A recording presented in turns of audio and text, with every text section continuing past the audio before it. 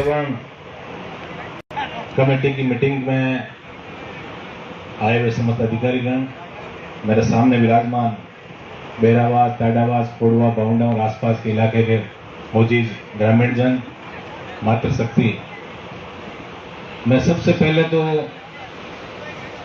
यहाँ के स्थानीय निवासियों को दिल की गहराइयों से धन्यवाद देना चाहूंगा कि आप लोग कम से कम संघर्ष करना तो सीख गए। लेकिन एक चीज आपको विशेष ध्यान रखनी है कि जब तक हम सच बोलना और सच सुनने का मादा पैदा नहीं करेंगे, तब तक खाली तालियां बजाने से कुछ नहीं होगा। अभी जैसे हमारे पूर्व सरपंच साहब बड़े जोर जोर से बोल रहे थे कि विधायक इतने पैसे ले लेता है, एमपी इतने पैसे ले लेता है, और हमने जिनको वोट दिए, अपने दिल पर हाथ रखे कहो, जिनको वोट दिए वो आए क्या? आप ऐसे मत करो। आपने जिनको वोट दिए, आपका नैतिक कर्तव्य था, उन लोगों को भी बुलाते हैं। इसलिए ऐसी कोई अनावश्यक बात या नहीं करें, क्योंकि कंपनी की हमेशा पॉलिसी होती है कि हमें आपस में लड़ा के और अपना उल्लू सीधा कर लें। ये तो खींवसर की जनता का परम सौभाग्य है कि आपको ऐसा एमएलए और एमपी मिला इस प्रदेश के अंदर, जिन्होंने आज तक खून पसीने की कमाई से आपकी जन सेवा की। हमेशा पहला हमारा प्रयास यही है कि यहाँ के किसानों को जैसा आप चाहो, आपने अधिकतर वक्ताओं ने कहा फैक्ट्री नहीं लगनी चाहिए, हम भी कहते नहीं लगनी चाहिए। मुझे अच्छी तरह याद है जब टाडावास गांव के लोग सबसे पहले इस मामले में मुझसे मिले थे, और आपको यह भी बता दूं कि हम दो भाई ऐसे हैं, कहां गए आपके जनप्रतिनिधि? आए तो नहीं कोई? आप बताओ मुझे, आपके मौजूदा सरपंच से लेकर प्रधानों से लेकर कहां चले गए सब लोग? विधायक ही क्यों आया? इस बात को आप सोचो। यहाँ पार्टी पॉलिटिक्स की बात करें उचित नहीं है, लेकिन अंधेरे और उजाले में फर्क अब आपको महसूस करना होगा कि कौन ऐसा व्यक्ति है जो आपके लिए लड़ रहा है, कौन ऐसे व्यक्ति है। अंबुजा की बात हुई, अंबुजा की जो पर्यावरण एनओसी की मीटिंग थी, मैं वहां गया और मैंने जो वहां देखा तो मेरे पैरों तले जमीन खिसक गई कि जोर जोर से मंच पे जो जो नेता बोल रहे थे, जनप्रतिनिधि बोल रहे थे, उन लोगों ने अंबुजा वालों ने किसी की जेसीबी लगा दी, किसी की ट्रक लगा दी, किसी को छोटा मोटा ओब्लाइज कर दिया। हम दो ही भाई ऐसे हैं जो इन उद्योगपतियों से लड़ रहे हैं। ये आपकी खुशकिस्मती है खींवसर विधानसभा क्षेत्र के लोगों की। और यही पॉलिसी यहाँ की जो नई यूनिट लगा रहे ये करेंगे। और मैं विशेषकर आग्रह करूंगा जो नौजवान साथी खड़े हैं, क्योंकि जो आर्थिक युग है, इससे भी आप इसको भी बिल्कुल डिनाई नहीं कर सकते कि आर्थिक युग नहीं है। और आर्थिक युग में सबसे ज्यादा बेड़ने वाला व्यक्ति है वो है आज का युवा। मुझे पता है, मैंने आते या नजरें घुमाई है और कई युवाओं से मेरी नजर मिलाते उन्होंने नजरें झुका ली। मुझे पता है कि फैक्ट्री के लोगों ने उनको कहीं ना कहीं छोटा मोटा ओब्लाइज किया। किसी को कह देंगे तेरी गाड़ी लगा लेंगे, किसी को कह देंगे तो टंकियों में रंग रोगन पोत दे, तुझे पैसा दे देंगे, किसी को कह देंगे तू पेड़ वृक्षारोपण कर ले। ये पॉलिसी होती है। ईस्ट इंडिया कंपनी जो है उसने भारत के अंदर एक दिन में थोड़ी आई हो, वो व्यापार करने आई थी और उन्होंने यहाँ की मानसिकता, गुलामी मानसिकता लोगों की देखी। जैसे भी मुझे कई वक्ताओं की बातों में लगा कि आप लोगों के दिल में एमएलए और एमपी को लेकर दर्द है, तो भाई एमएलए एमपी हम ही रहेंगे यहाँ। तुम्हारा दर्द कितना ही हो, विधायक और सांसद हम ही रहेंगे ना। लेकिन दर्द का जो प्लेटफॉर्म है वो ये नहीं है। तुम्हारा दर्द है तो इस पंडाल से बाहर कभी जाहिर करना, हम हो सकता है आपको संतुष्ट करने का प्रयास करेंगे। हम तो ईमानदारी से तेजाजी महाराज के वंशज हैं और हम ईमानदारी से ये कोशिश करेंगे कि इस फैक्ट्री के मालिक अरबों करोड़ों रुपए देकर भी दोनों भाइयों को नहीं खरीद सकते, इतना मैं आपसे वादा कर सकता हूं। यहाँ जो बैठे हैं जिन्होंने ये रिपोर्ट बनाई, आपको सबसे पहले तो मैं इस चीज के लिए कहूंगा कि ये रिपोर्ट आपने इंग्लिश के अंदर बड़ी लंबी चौड़ी आपने बना ली। इंग्लिश के साथ साथ हिंदी का भी आपको वर्जन जो है कम से कम जनप्रतिनिधियों को तो आपको उपलब्ध करवाना ही चाहिए था। या एमएलए कौन है, एमपी कौन है, सरपंच कौन है, पंचायत समिति का डायरेक्टर कौन है, प्रधान कौन है। क्योंकि आप ये सोच रहे हो कि हम पर्यावरणीय अनापत्ति लेकर आप एक फैक्ट्री कल रात को लगा लोगे। अभी मैंने बात की कि साहब 11 बजे 12 बजे ये तो सुनवाई खत्म हो गई, कोई आया ही नहीं। ऐसे थोड़े चलेगा भाई, ये लोकतंत्र है। यहाँ हर व्यक्ति को अपना पक्ष रखने का पूरा अधिकार है। इसके अंदर आपसे सबसे पहले तो बड़ी गुजारिश मेरी ये रहेगी कि फैक्ट्री तो जब भी लगाओ तब लगाओ, लेकिन गांव के नाम तो आप खराब मत करो। कम से कम आपने देखो, आप इसके अंदर जो लिखा एजेंट साहब, अधिकतर जो मामले जो है, अब आपने टाडावास को टाडावास कर दिया, बेरावास को बेरावास कर दिया, बावंडा को भमंडा कर दिया और खोड़वा को खोड़ावा कर दिया। कम से कम हमारे गांव के साथ ये छेड़छाड़ तो मत करो आप। फैक्ट्री आप जब लगाओगे तब लगाओगे, कम से कम ये चीजें तो आप मत करो यहाँ। और दूसरा, अभी जो पूर्व वक्ताओं ने बातें कही, मैं तो बिल्कुल ये बात आपको कह रहा हूं कि आप जमीन मत बेचो। पहली बात ये कह रहा हूं, जमीन मत बेचो। जमीन आपकी है, पूर्वजों की। हमने देखा कि हम जब नागौर के अंदर जाके और हम बसे तो कुछ गांव के लोगों ने वहां कॉलोनियां काटी और अपने खेतों की कॉलोनियां काट कर उन्होंने 25-25 हजार, जहां मैं रह रहा हूं वहां का अनुभव बता रहा हूं मैं आपको, उन्होंने 25-25 हजार रुपए में प्लॉट बेच दिए। आज वही प्लॉट हम 25 लाख में खरीद रहे हैं। 25 हजार का प्लॉट जो किसान ने हमें बेचा, उसके पास जो खाली प्लॉट है उसको हम 25 लाख में खरीद रहे हैं और कोई लंबा चौड़ा समय भी नहीं हुआ। तो भाई जब तक आपको, यदि मैं तो कह रहा हूं मत बेचो, और फिर भी कुछ आमूल चूल जो बातें जो अभी हमारा, क्योंकि किसान परिवार के लोग हैं और हमारी जेनेटिक्स ऐसी है कि हम एक तरफा बात हम कर ही नहीं सकते इकट्ठे होकर, ये पक्की बात है। अभी कुछ लोग कह रहे हैं कि जमीन तो जिनको जरूरत होगी वो बेचेंगे, बिल्कुल बेचेंगे, इसके लिए हम मना थोड़ी कर सकते हैं, बेचेंगे। लेकिन कम से कम आप कोई अपने चीज को बेचो। अभी जैसे मैं उदाहरण दूंगा आपको कि JSW ने बदाना गांव के अंदर प्लांट लगाने के लिए बंजर जमीन ली उन्होंने, गांव वालों इकट्ठे हो गए और सबने कहा साहब जो भी भाव होगा एक तरह का भाव होगा, और उस बंजर जमीन के उस JSW ने 12 लाख रुपए दिए। शायद अधिकतर जो यहाँ अधिकारी बैठे हैं इस चीज के गवाह भी हैं। और जो रस्तों के लिए उन्होंने ली वो 22, 23 और 25 लाख रुपए तक ली। अब 8 लाख आप कह रहे हो कि 8 लाख रुपए में जमीन ले रहा है, कोई कह रहा है 7 लाख में ले रहा है। भाई ले कहां से रहा है? आप और हमें से कुछ लोग हैं जो दिला रहे हैं उनको जमीन है। तो सबसे पहले एक इकट्ठा होकर कसम खाओ कि हम बिल्कुल एक कमेटी बना के गांव की, और जो भी फैसला होगा जमीन का, आपका नहीं देने का हो तो नहीं देने का हो, और देने का हो तो आपको उचित पैसा उसके अंदर मिले। हमारा तो यही आपसे विशेष अनुरोध है। और उसके अलावा ये जो इन्होंने रिपोर्ट जो सौंपी है, इसमें लिखा है कि स्वीकृत खदान योजना के अनुसार इस परियोजना के लिए कुल 47 लोगों की आवश्यकता होगी। अब ये कह रहे हम रोजगार देंगे, आप 47 लोगों को रोजगार दोगे, कितने किसानों की जमीन आप एक्वायर करोगे? ये पूरी डिटेल एक बार आपके पास होनी चाहिए। और कम से कम इस प्रोजेक्ट रिपोर्ट में आप ये लिखते कि हम जिन जिन किसानों की जमीन एक्वायर करेंगे, अभी जैसे पॉलिसी सरकार नई सौर ऊर्जा के अंदर लेके आई कि हम जिसकी जमीन को एक्वायर करेंगे, उस परिवार में यदि किसी के पास कौशल विकास की कोई डिग्री हो, कोई ITI हो या कोई इंजीनियर हो, तो हम कम से कम उस व्यक्ति को वही रोजगार देंगे। तो इस परियोजना में यदि आप लिखते हैं कि इतने किसान जो है वो इससे प्रभावित हैं, और इस किसान के हर बेटे को जो प्रत्यक्ष रूप से इससे प्रभावित हो रहा है उसको हम रोजगार देंगे, तब तो ये बात होती है कि आप जनता के कल्याण के लिए बात करें। अभी ऊपर क्योंकि आपने इसके अंदर प्रस्ताव में सारा लिखा है कि देश को हम विकास की ओर ले जाएंगे, ये प्लांट लगा। अरे भाई, जब आम व्यक्ति को आप पिछाड़ दोगे तो देश विकास कैसे करेगा?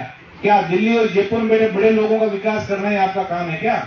जो ये धरातल पर बैठा है, जो किसान की जमीन आप ले रहे हो, उसके विकास की आप बात ही नहीं कर रहे हो। इसके अंदर कहीं आपकी जो प्रोजेक्ट रिपोर्ट है, मैंने इसका पूरा अध्ययन किया, इसके अंदर कहीं नहीं। दूसरा, 305 KLD जल की आवश्यकता होगी, जिसका हमने जो है आपने कहा NOC हमने ले ली है। आप आज यदि किसी गांव के अंदर आप ट्यूबवेल भी खुदवाते हैं तो आज फिजिबिलिटी रिपोर्ट जो विभाग की आती है तो विभाग कह रहा है नया ट्यूबवेल खोदो में पानी नहीं है, तो आपको कहां से मिल गई एकदम 305 KLD जो आपको जल की उपलब्धता है। तो इसके अंदर भी पूरी आप डिटेल लिखे हैं इसके अंदर कि पानी की हम उपलब्धता कहां से लाएंगे। यहां से पानी ऐसा थोड़ा है जनता को प्यासा रखेंगे, सीमेंट बनाएंगे हम। सीमेंट किसके लिए बनाओगे जब आदमी प्यास से मर जाएगा? इसलिए इस जो भी योजना है, ये योजना आपने ढंग से नहीं बनाई। और दूसरा, इसके अंदर आपने लिख दिया तो कितना बड़ा सफेद झूठ इस देश में चलता है। एसडीएम साहब क्योंकि IAS है, कल वो बड़े पदों में पहुंचेंगे, हमारा सौभाग्य भी है, मैं इनकी कोई तारीफ नहीं कर रहा हूँ, लेकिन जहां भी मैंने देखा इनकी से अध्यक्षता और इनका एक प्रयास रहता है कि मुझे लगता है, हालांकि इनके बैकग्राउंड में पूरा परिचित नहीं है, जरूर एक किसान के बेटे हैं। कहीं ना कहीं जब भी कोई मीटिंग होती है या कोई भी ऐसी बात होती है तो उसके अंदर किसान का पक्ष लेता है। आपने बिल्कुल झूठ ये लिख दिया कि इकोलॉजिकली सेंसिटिव जोन्स में लिखे no forest land is involve in mining lease area. कितना बड़ा झूठ आप लोग बोल गए प्रोजेक्ट रिपोर्ट में। तो एसडीएम साहब आप भी बैठे हैं, तहसीलदार जी बैठे हैं, जमीन के असली मालिक आप हैं सरकार के, तहसीलदार जी आप होल्डर हैं। आप अभी रिकॉर्ड निकाले कि इस माइनिंग एरिया के अंदर फॉरेस्ट की कितनी लैंड आ रही है, और जिस व्यक्ति ने झूठी रिपोर्ट पेश की उसके खिलाफ एफआईआर होनी चाहिए। इतना बड़ा सफेद झूठ आप लोग बोल गए कि 1 इंच फॉरेस्ट लैंड नहीं है, फॉरेस्ट की लैंड है। या ऊन भेड़ ऊन का महकमा होता था, उसकी यहाँ जमीन थी जो बाद में फॉरेस्ट को अलॉट की, वो जमीन इसके अंदर है। तो एक तो आप यूं है, आपका मकसद यही हो कि हम सब लोग मिलके और जनता को बावड़ी बनाएंगे, तो फिर ऐसी पर्यावरण ये मीटिंगें रखने का उचित है कि आप कर लो सेटिंग कहीं ना कहीं। जैसे भी सरपंच साहब ने कहा कुछ लोग मिल जाएंगे, आप सेटिंग कर लो, उनसे ले लो पर्यावरण यहाँ पर, हमें क्यों आप टाइम हमारा खराब करो। देखिए, आप उद्योग बड़ा लगाना चाहते हो तो सबसे पहले यहाँ के लोगों का आपको दिल और उनका विश्वास आपको जीतना पड़ेगा। जमीन से निकाल दिया, वो सड़क पे घूम रहे हैं, तो कहीं ना कहीं हिंसा भी होगी। प्रशासनिक अधिकारी भी बैठे हैं, आप लोग भी इसके अंदर बड़ा पॉजिटिवली रुख अपना के, और जो भी रिपोर्ट आप ऊपर भेजो कि आप ये सोचो कि किसान की यदि जमीन ही चली जाएगी, उसके परिवार में किसी को नौकरी नहीं मिलेगी। आज आप एक बात और सोच लेना, बाउंडा खोड़वा और बेरावास की जो जमीन आ रही है, 7-8 लाख रुपए आप तो ले लोगे, लेकिन 7-8 लाख रुपए में आपको जमीन नहीं देंगे हम आस पास के गाँव वाले। ये ध्यान रखना। आप ये सोच रहे हो ना कि 8 लाख में यो खरीद के हम बड़गांव और सिडौल 2-2 लाख में लेंगे, हम भी नहीं देंगे। हम भी आपसे आइडेंटिटी कार्ड मांगेंगे कि आप वहां जमीन बेच कर किसानों के साथ धोखा करके उन लोगों में तो नहीं हो आप। इसलिए इस चीज का ध्यान रखना कि ये मत सोचना हम 2 लाख में। आप कई लोग, मुझे पता है किसान बड़ा भोला होता है, वो घर में बैठा बैठा कैलकुलेशन करता रहता है कि 8 लाख की यहाँ बेच दूंगा और 2 लाख में वहां खरीद लूंगा, इतने भी 4 गुना बड़ा मैं किसान बन जाऊंगा। ध्यान रखना, ऐसा कोई आपको जमीन नहीं देगा। मैं आपको छोटा सा उदाहरण बता रहा हूँ। कसनाऊ 11 और जो लिग्नाइट का जो प्रोजेक्ट था, उस टाइम 25,000 रुपए उनको मुआवजा मिला। एक खेजड़ियों का पेड़ों का अलग मिल गया। आज उन लोगों की स्थिति, अभी पिछली बार उन्होंने 93 दिन तक हड़ताल की थी, आपको ध्यान हो तो, उस मुआवजा जो उनको 6 में 18 में और 2001 में मिलना चाहिए था, वो 23 साल तक आधा मुआवजा उनको नहीं मिला। किसानों की कौन सुनने वाला है? क्योंकि उसका सबसे बड़ा कारण है लोकतांत्रिक व्यवस्था में हमारे अलग अलग देवता है। कोई ने कोई हाथों लागे, कोई न कोई गप्पा ठोको, वो एमएलए एला कर दियो, अरे फेंक हाथ के थका एमएलए को मैं कहीं करने पात तो देखो ना कम करो, थोड़ी घणी तो शर्म करो यारो, एडी कोई बात नहीं कर।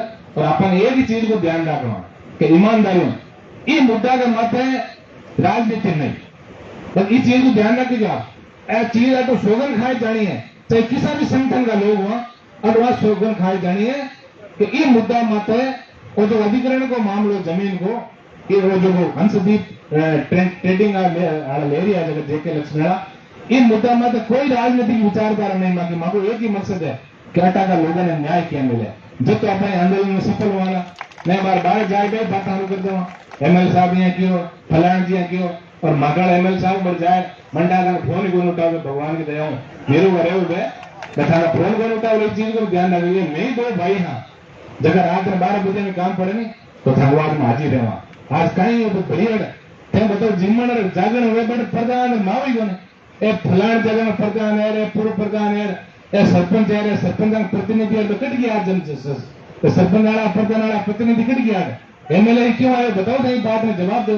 ये बात है। मैं तो आज सोचूं कि आप सब लोग मिल, क्योंकि आप किसान परिवार का भोला लोग आप 1-2 बेकाम जल्दी आवा, आप में कोई स्वार्थ को नहीं। ये मामला में आप सब एक हैं और जब अटा का किसान न्याय नहीं मिले, मैं तो कहूँ अटा का लोग जमीन बेचो मती, और बेचो तो कम से कम 50 लाख रुपया बिका कम की जमीन मत बेची। इस चीज को भी ध्यान रखिए। सौगन खाइए बात कि नहीं तो मैं जमीन बेचा, और यदि मान लो बेचा में थोड़ा मूड हुआ तो 50 लाख कम में जमीन मत बेची। इतो मैं भरोसा दिलाई जानी चाहूँ कि 2 में भाई एमपी और एमएलए हमेशा पहले भी थाने था और अंतिम समय तक थाने हाथ करेगी। चीज को मैं पूरा आपने भरोसा दिलाई जानी चाहूँ। और प्रोजेक्ट रिपोर्ट जगह भी बनाई है। हाँ भी मारो विशेष निवेदन आज की आज की सुनवाई है कि सुनवाई के महीने आगे खिलाफ नेगेटिव सभी चीजें लिख पड़ी और सरकार ने रिपोर्ट भेजो कि आप कदाई ज लगी है 1 महीना पहले सूचना दे आ मीटिंग बहुत बड़ा स्तर की पाची करा एडो मैं भेजो तो निश्चित रूप में लागी कि प्रक्रिया में फायदो हो किसाना की आवाज भी सुनी बांगा जगह भी किसाना को जो रोज हो वो रोज भी सरकार पे जावे यहाँ थे तो लिख दो शांतिपूर्वक कोई अखबार में मंडा बहुत बड़ी छपक होने अभी मैं जाना कोई से यदि न्यूज चैनल वाला बैठा है मैं मीडिया के लोगों को निवेदन करो कि ईमानदारी में किसानों को पक्ष क्योंकि थे भी सब किसान का बैठा हो और एक चीज ने होनी चाहिए कि ये चीज ने बढ़िया उद्योग लगाऊ आज कोई राजी को नहीं अम्बू जाओ जो उद्योग लाग्यो ने अटा उद्योग जितो बारे मुआवजो मिलियो बटाका अंबुजा का जगह आसपास के लोग बारे मुआवजो मिलियो तो आधा पैसा तो मांगे दवाइयां टीबी होगी कहीं मरना इस समय है हकीकत है मुंडवा की स्थिति है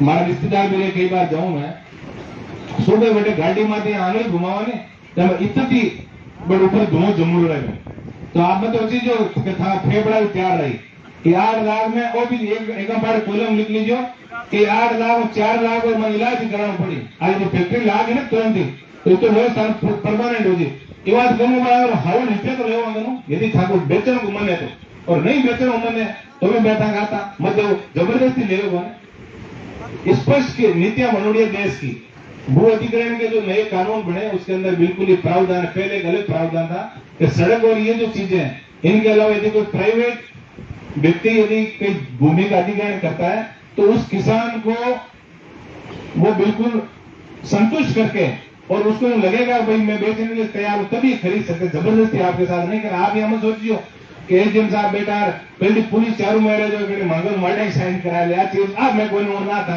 ये तो भरोसा रखी दो थाने ईमानदारी बढ़िया एक गांव के 5-7 मौजूद व्यक्ति जगाओ एक कमेटी भी बनाओ और जो भी फैसला करना मारो था वही निवेदन है मैं कहूँ जनप्रतिनिधि हूँ और मैं हमेशा आई चीज आप लोगों ने कहूँ जागना था ना और जागना और हर मुद्दा में एक भी रहना इस चीज को ध्यान रखे जो कई जगह युवा साथी है हम ये बात में अदरवाइज मत लीजिए था आज सोचिए जो मागा भाई जगह बैठा भाइयों को मैं नुकसान नहीं करा माँ को चाहे कितना बड़ो स्वार्थ सिद्ध हुआ क्योंकि कंपनी अभी तय करी क्या थान कोई छोटा मोटो लालच भी दे जे अंबुजा में दिए भाई में लड़ाई जो न्याणा बनी पूछते सुनाई में देखो सगा भाई आपस में लड़ेवा बस चापड़ी वाले हाँ भाई के 4 ट्रको लगावड़ा और कतार में जगह लड़ेवा तो एडो काम भी मत करियो और मैं आपको हाथ जोड़ निवेदन करूं मैं तो यहाँ जो अधिकारी बैठे हैं इनसे मेरा विशेष आग्रह यही रहेगा मेरी तरफ से भी मैं ये दे रहा हूँ अभी जो प्रतिवेदन मेरा इसको भी आप नोट करें और सरकार में सही रिपोर्ट ये भेजें कि ये आज की जो जन सुनवाई थी उसके अंदर 100% लोग यहाँ के जो इस जन सुनवाई के खिलाफ हैं कहीं ना कहीं वापस अभियान चला के और इस जन सुनवाई को 1-2 महीने के लिए आगे करके और नए सिरे से इसकी जन सुनवाई करें ये प्रोजेक्ट रिपोर्ट जो है वो एकदम सही वापस बनाए और जो गलत तथ्य और गलत आंकड़े जिन्होंने प्रोजेक्ट रिपोर्ट बनाने वालों ने पेश की उनके खिलाफ कहीं ना कहीं ऐसे मामले में FIR भी होनी चाहिए कि आप गलत जानकारी दे रहे हो कितनी बड़ी बात है आप लोगों को बाहुबली बना रहे हो एसडीएम यहाँ बैठा तहसीलदार यहाँ बैठा जो जमीन के मालिक हैं उनको तो कम से कम पता है नहीं कितनी वन विभाग की जमीन है फिर भी लिखते आप कोई फॉरेस्ट की लैंड नहीं है तो इनके खिलाफ भी कोई ना कोई कार्रवाई होनी चाहिए और लास्ट में मैं आपसे सबसे हाथ जोड़ के निवेदन करूं कि आज की जो आपकी एकता है ये एकता आपको जब तक मंजिल नहीं मिले तब तक ये एकता जरूरी है तब तो नहीं लगेगा कि हमने भाषण दिया आपने सुना और सब लोग बैठ के और आपस में विकास की ओर हम नया जो हमारा जो पथ है उस पथ पे हम चले और वरना यहाँ से बाहर जाएं इस चीज को भूल जाएं और फिर वही अलग अलग मत में बढ़ जाए तो इसका कोई औचित्य नहीं है इसलिए मैं यही निवेदन आप सबसे करूंगा कि इस मामले में कोई बिना राजनीतिक इसको मुद्दा बनाए सबका एक ही प्रयास रहे यहाँ के किसानों को अच्छा पैसा मिले आने वाला जो उनका बच्चों का जो भविष्य वो कैसे उज्जवल हो वो सारी ये प्रोजेक्ट रिपोर्ट में बताएंगे पूरा कि हम उनको नौकरी देंगे क्या क्या हमारी योजनाएं रहेगी वो डिटेल में एक बार बताएं और उसके बाद ही कोई आप बैठ के और तय करके कार्यक्रम आप संपन्न करना। धन्यवाद। जय हिंद। राम राम।